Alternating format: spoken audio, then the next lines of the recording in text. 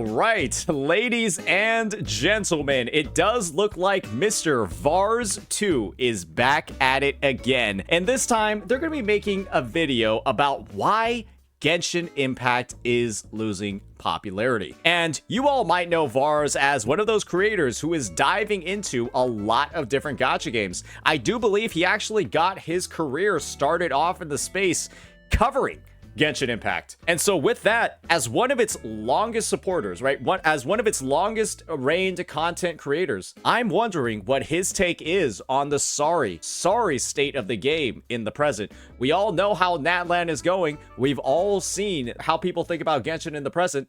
Long story short, it's not very positive. It's not very good. And let's see from one of the longest tenured content creators themselves why it is that way. When I uploaded my video a couple weeks back on the problem with Genshin's modern character design, I was expecting there to be a lot of discussion in the comments over how players feel about the direction of its characters. And while unsurprisingly, most of the comments were in agreement with the sentiment that things just don't hit like they used to, I did not anticipate there to be so many people expressing discontentment towards the subject at hand. I mean, I think it's just pretty fair that Natlan as a whole has completely missed the fucking mark. All we have to see is like just bits and pieces of the comments over here. People are just talking about how Natlan was advertised as the nation of war, as this war-torn region that was going to have a lot of conflict, a lot of like, you know, like a gritty subtext to all of the story beats that were going to happen. And instead, it's like light, it's all goofy, it's all Pokemon, and the war is actually with the Abyss, the enemy that every other faction, every other region is also already warring against. And so even the main focus of it being in the nation of war actually doesn't fundamentally mean anything in context of the overarching story, because none of the regions like the Abyss. Everybody is fighting the Abyss. And so making the nation of war, the war that they're having, focused on the Abyss is kind of just already the status quo. There's nothing fucking unique about it. Then you have all the stuff with the visual design that just, you know, the DJs, the pixelated art, the motorcycles in the latex suits, and the denim booty shorts. What is going on?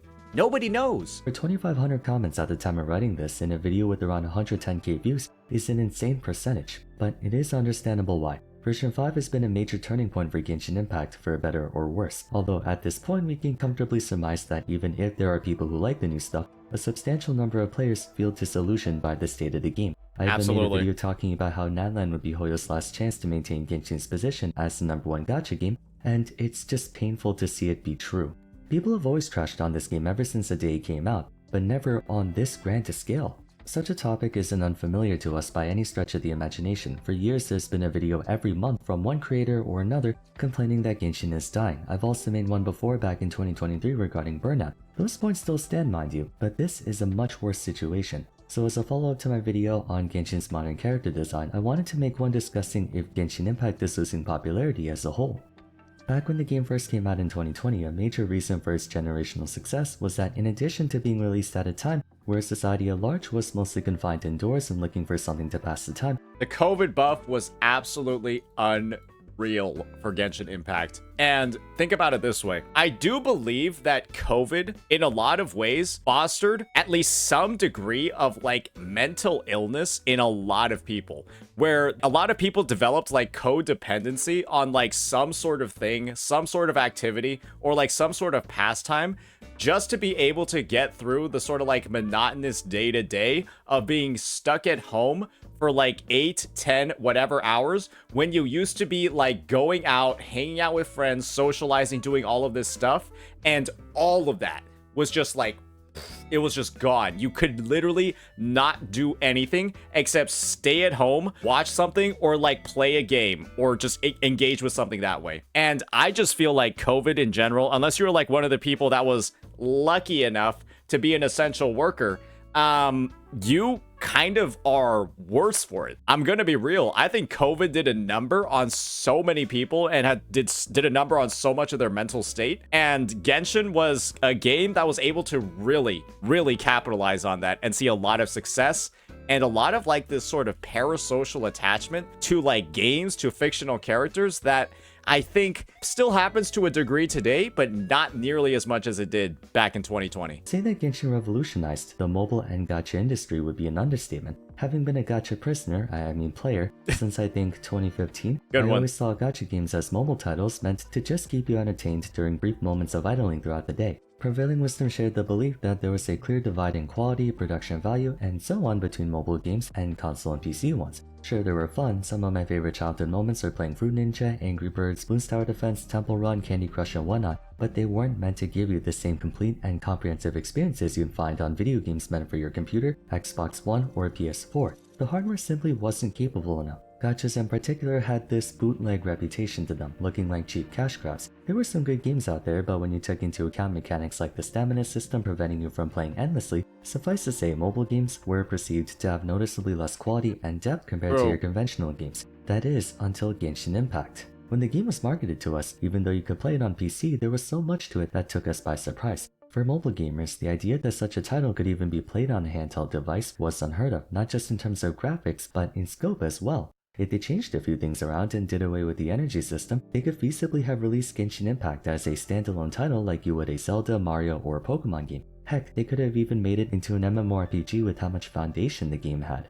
From a gacha point of view, we were used to 2D sprites, superficial gameplay, still cutscenes. Some games didn't even have any voice acting. Not to mention you couldn't play these on consoles or PC. It would be no exaggeration to say that Genshin Impact didn't just try to break the mold, it trailblazed a new direction for an entire industry. Even to this day, I find myself being surprised at just how big this game is given the initial premise of it, and I mean it when I say Hoyo deserves the success it once had. He's not wrong here. He's actually 100,000,000% right. There was a lot of effort put into Genshin Impact back in its early days, and I still think that there is an exceptional amount of effort being put into it today. And I think the main issue is that people were not upset at all with the trajectory of Genshin Impact back in 2020 or even like back to 2021. I think that a lot of people had absolute joy for the game and they were completely warranted in keeping and maintaining joy for that game. It's really where the next like 2, 3, 4 years happened, and then you just start seeing a lot of the cracks form and then nothing being done to fill those cracks up. Nothing being done to alleviate a lot of the issues that became present only after extended playtime or account age started occurring. And that lack of action, right, was really where I think it started getting people really upset with the title. Where I draw the line is when Hoyo believes they're entitled to lasting success in perpetuity. Or in other words, I take issue with how complacent the company has become with Genshin Impact. True. As the leading authority in the gacha industry, Genshin was the gold standard for any developer who wanted to enter this space. Like, it's almost crazy how big of a paradigm. Did you guys notice that Vars is playing Woo-Wah music right now? This guy is, this is one cheeky guy.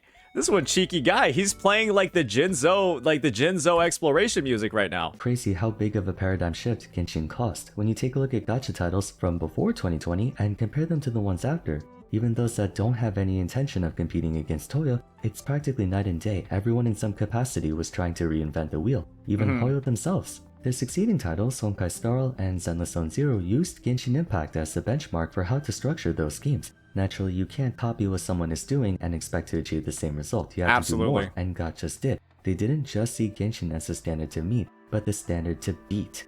The problem with Genshin is that up until now, I feel like they went off the assumption that they couldn't be beat. And when they realized they're not as invulnerable as they once thought, the procrastinated scramble to recapture the dwindling interest of its player base is what ultimately resulted in the current state the game finds itself in. Genshin has a literal track record of never ever instituting quality of life or actual updates to fix the game when there was no competition. And when there is competition and now Genshin feels this need to actually start improving things, players don't view that as, oh great, the Genshin devs are finally giving us some stuff. This is awesome.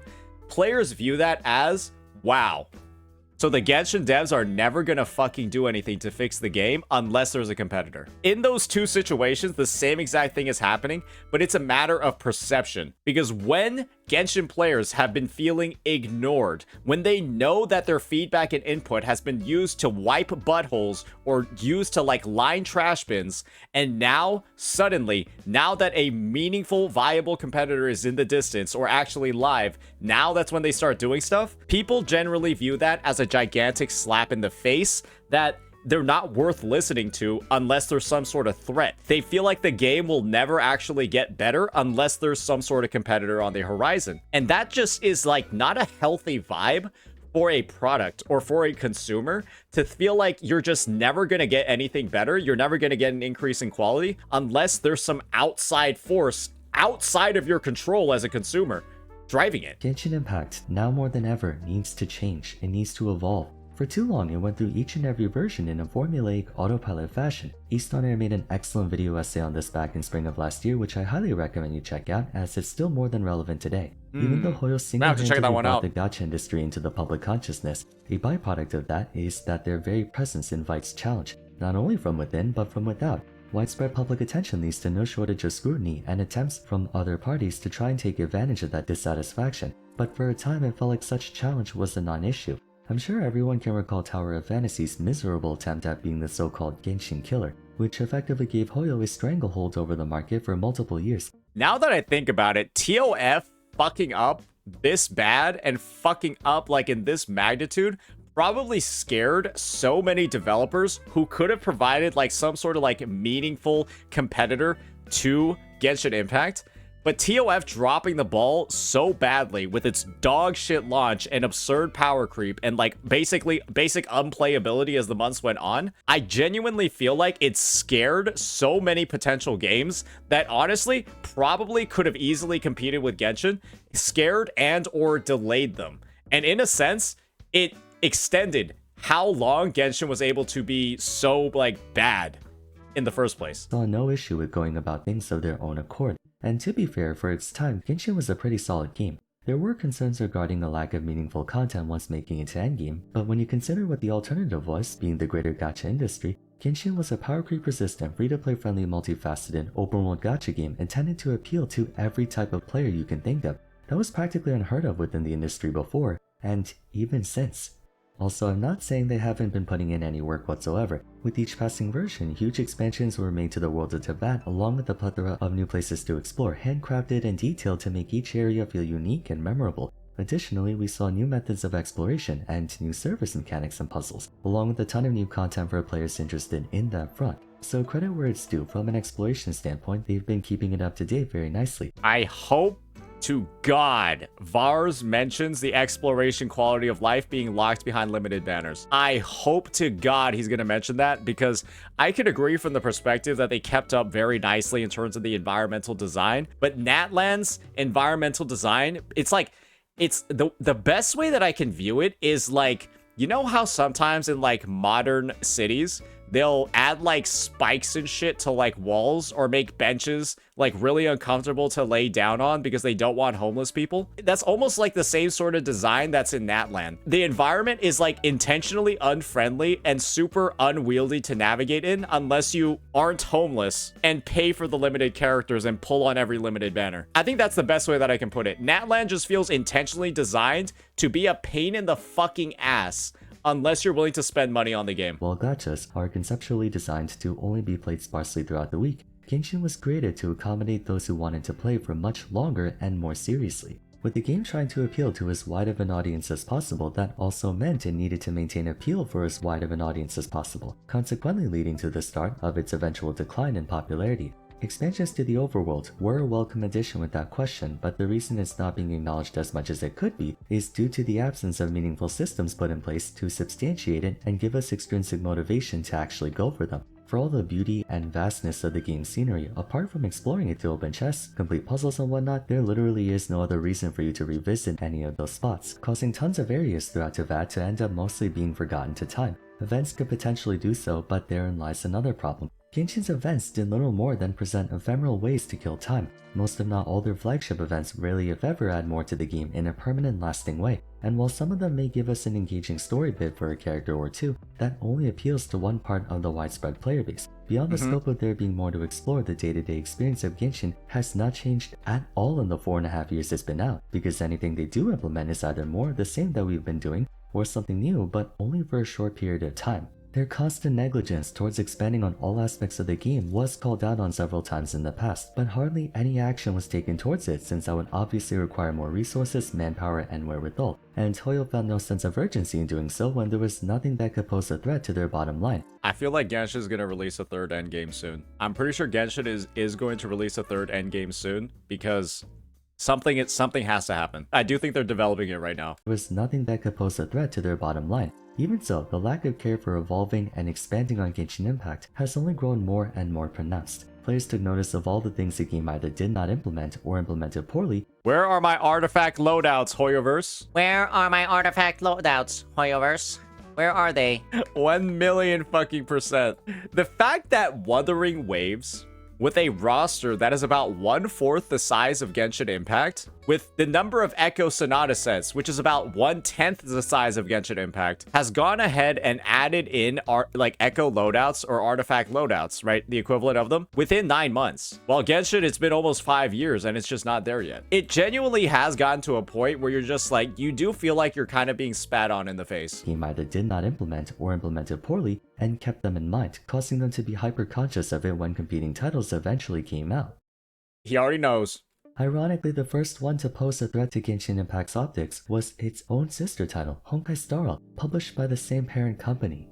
Up until midway through version 3, Hoyo expressed little interest in changing their content formula, as evident by version 3's event cycle releasing in the same exact format as version 2, which released in the same exact format as version 1. The only difference in gameplay we had was Dendro, which in fairness did serve to increase their capabilities, but if you recall, around this time is when players started to get bothered by the total lack of significance in the latter half of Genshin's versions, nothing but filler content after filler that did very little to expand on the game in a lasting way. Putting it simply, players were starting to get bored, fed up with the status quo with little interest expressed by the developers to change it. You wanna know what was one of the most damaging fucking things about Genshin during these dog shit filler patches?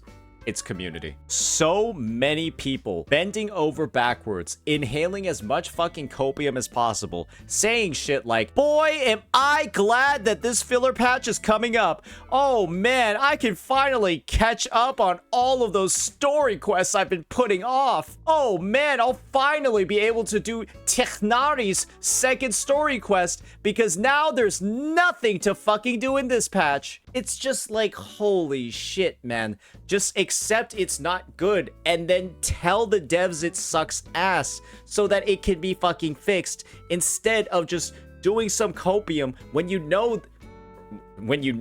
should know that the devs are really just being lazy, paycheck stealing bums. I feel like half the dev team at Hoyoverse actually doesn't do anything. Genuinely. The only expansion that took place was to overworld exploration, but again, exploring every nook and cranny of the map is an area of interest that only a portion of the player base cares to look into. 2023 and 2024 saw the release of multiple titles carrying production value and quality on par with Genshin Impact. Furthermore, after 3 years of dominance, smaller mobile titles began to push for better gameplay quality as well. What initially set Genshin apart as the mind of innovation has now become par for the course. Essentially, the competition caught up to Genshin, and players are quick to take notice. From day one of Honkai Star Rail being released, the first thing everyone did, myself included, was take notice at how familiar the systems were to its predecessor, which only made the differences more conspicuous. For instance, the existence of better quality of life adjustments, including gestures of goodwill like free stuff and rewards and whatnot. Then Honkai Star Rail sought to give actual meaningful care for its endgame, presenting multiple different modes that allow for a much more dynamically challenging metagame. Then the monkey's paw fucking curled, and you wanna know what ended up happening? Honkai Star Rail was like, oh, we're giving you all these good things, players, and now we're gonna take it all away with some power creep, buddy boy. Hope you didn't want to use your 1.0 roster, dumbass. Hope you didn't want to use Blade, idiot. Jing Liu, fuck you. It's just like, okay, all right. You got us there, man. You played the long con. Granted, that was the only thing they could really work on given the lack of exploration in the game. Of course, I'd be remiss to not mention the infamous Genshin Can Never meme that spawned in early 2024 after realizing just how much more attentive to detail and player feedback Star Rail's dev team was compared to Genshin. You thought. Mind you, Star Rail's not blameless either, and player goodwill has been diminishing quite rapidly towards that I'm game glad too, he especially recognizes in light this. of the power creep issue and the recent design choice they made towards a certain character. Even Vars is talking about leaks as well. Even Vars. Guys. What this means is that the caster situation, it's not a leak. If there are content creators talking about it, they're not leaking. Do you want to know what content creators are doing when they talk about shit like this? It is just whistleblowing. Whistleblowing is different from leaking. And this whole thing with Caster Ricey, it's the former. That's for another video. The point is, by Oh, he's gonna make a 2024, fucking vid on it. Oh, we gotta watch that one, boys. the growing frustration towards Genshin for not wanting to do anything to innovate on its existing gameplay experience reached an actionable point. Actionable in the sense that players have actively begun to quit the game now that there was an alternative option to pursue. You could say Hoyo doesn't really mind on account of HSR also being run by them, but it's more than that now. Wuthering Waves came out last year, marking the first legitimate external competitor to Genshin Impact. Full disclosure, I'm not a Hoyo shill nor am I a Kuro shill. Many people were excited for the release of WUA, even some Genshin fans, because maybe, just maybe, Hoyo would wake up to the fact that they're not the only fish in the sea anymore. They would have to shape up and work on their game. To some extent they did, although the implementation was questionable to say the least. Shortly after WUA's release came the Imaginarium Theater, taking inspiration from Star Rail's simulated universe and being marketed to us as the new endgame content. Excitement towards the game finally receiving lasting endgame content after nearly 4 years came to a screeching halt at the frankly awful execution of the concept. I don't know if anyone actually enjoys playing the Imaginary. What they did was they basically just took, like, the Spiral Abyss, they made all the enemies weaker, and then they forced you to equip gear and weapons on 20 characters on your roster, and then used those 20 characters to clear it. It's just a pain in the fucking ass. It feels like they managed to, like, put managing an Excel spreadsheet into the game. They managed to turn the game even more tedious than it was before. Like Imaginarium Theater, it plays like a job. It feels like you're doing work. Like actual like office work, like sorting through data and like double checking and triple. It feels like I'm at work. And it's just like, why? Who play tested the fucking thing? They would have to have realized this is not fun. It's not fun having to track and coordinate gear across 20 different characters.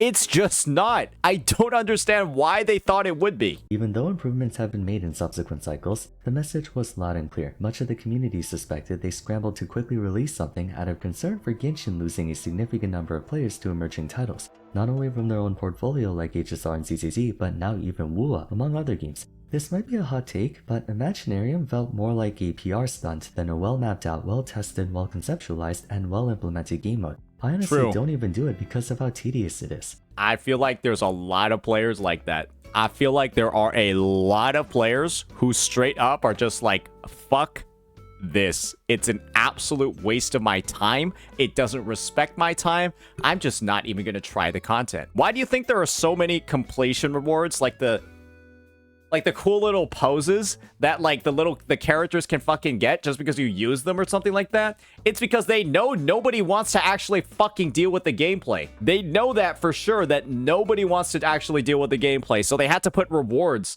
like cosmetics into it. Why doesn't the Spiral Abyss have cosmetics? Because of how tedious it is. Suffice to say, patience has begun to run out for the game. Following yet another series of disappointing filler patches, version 4 player interest in the game was at an all-time low. Sales were down, viewing interest was down, and people were busy checking out all the new stuff going on during the summer. As far as gameplay quality and such goes, the gacha industry caught up to Genshin, except other titles expressed more interest and care to do more than just the bare minimum. All the while, Genshin was stagnating, expanding more on the game, yes, but doing so in haphazard or temporary ways that did very little, if anything, to improve on the game's overall experience for all types of players. Again, exploration fans were eating well. Everyone else, not so much. Well, if you're giga casual, then yeah. But this is the thing, right? How long can somebody play a game like Genshin Impact casually? Are there really people that are playing for like 1, 2, 3, 4, 5 years and they're just staying casual the entire time? I feel like at some point, if you're not engaging that much with the game's mechanics,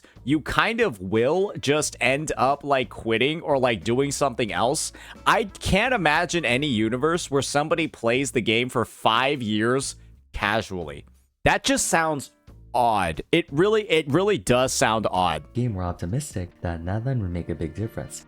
Oh, it certainly made a difference, but not in the way it should have. To save us both some time, let's assume you're well acquainted with all the events that transpired throughout version 5 thus far so I can get to the point. Natlan was the final testing ground for Genshin Impact to restore player goodwill and bring interest back into the game, lasting interest beyond just the Archon quest. But instead of delivering on that front, they ended up doing the complete opposite by effectively butchering every major possible aspect of the game, from exploration to combat to story to characters. What's even more frustrating is that the 5.0 special program gave us so much hope. All the new interesting things they implemented and the amazing premise of Natlan's different tribes, the setup of the Archon quest being a climactic battle, and of course let's not forget the most important part, everyone's favorite daddy Harbinger, the enigmatic Harbinger Capitano finally gracing us with his presence. There was so much to be excited. Which team does Varus play for? Which team does he play for? I'm like, I feel like I'm not going to be convinced either way which team he plays for after hearing that part with Capitano. This presence. There was so much to be excited for. Characters were ruined, not just in visual design disparity, but also gameplay. World-building cohesion got completely thrown out the window with all the uncharacteristic things they shoehorned into it. Their Archon is a latex bodysuited motorcyclist.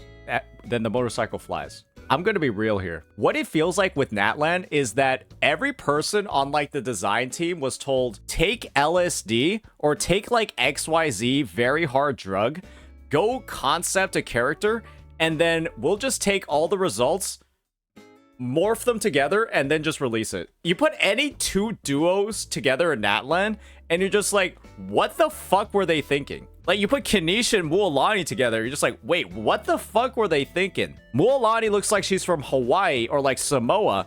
Kanish just looks like a hipster from the US. And then Mavuika looks like she's wearing she's like at a fucking BDSM convention. And she rode there on her motorcycle. Jalonin just looks like a thought. It's so and Chaska's like a fucking pirate. Nobody knows what's going on. Characters were ruined, not just in visual design disparity, but also gameplay. World-building cohesion got completely thrown out the window with all the uncharacteristic things they shoehorned into it. Exploration was expanded upon, but depending on how you look at it, even that got compromised because if you don't pull for Natlan units like Shilonen, Chaska, and Mavuika, trying to navigate Natlan's terrain becomes a major hassle. Based and true. Otherwise, the game has begun to inflate in power for no discernible reason, with characters becoming stronger purely for the sake of boosting sales, as the content to this day has not really evolved all that much. It just feels like they're throwing random stuff at the game without proper planning and foresight.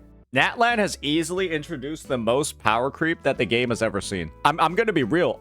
It seems like every Hoyo game, definitely in like 2025, just decided to start power creeping for like no reason. Mavuika raised the damage ceiling in the game for no reason. The Archon of Natlan raises the power ceiling, introduces power creep, and then the Archon of Fontaine, Farina, actually buffed older, unperforming characters on the roster. It's like they took everything that was amazing about Farina and was just like, yeah, fuck it all up. Do the literal reverse. Do the literal fucking reverse. That is just what it feels like. Features Aeon, or the attempts to appeal to the crowd, come off as contrived and hollow because it's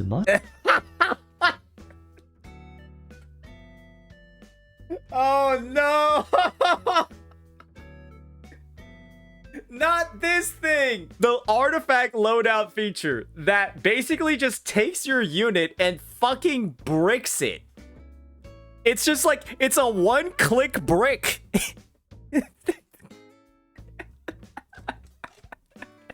Basically, what this does is it like adjusts your build, replaces your fucking artifacts, and like optimizes it, and literally just puts shitty stuff on it that doesn't do anything. It literally just puts actual garbage on. There's no point in ever using the button. There is no account that will ever want it. Triply clear, Hoyo isn't doing this for the sake of improving and building on a game that has brought them so much, but merely just to draw appeal or to squeeze out. They'll do anything other than actually add useful quality of life. These devs will literally do anything except what the players ask for. They will bend over backwards to find reasons to just like not actually do productive things. They'll use as much dev time as they can on the most useless shit possible that nobody conceivably anywhere on the fucking earth, no matter where they are in the game, no matter how much playtime they don't or do have, they will not actually benefit from the updates being made.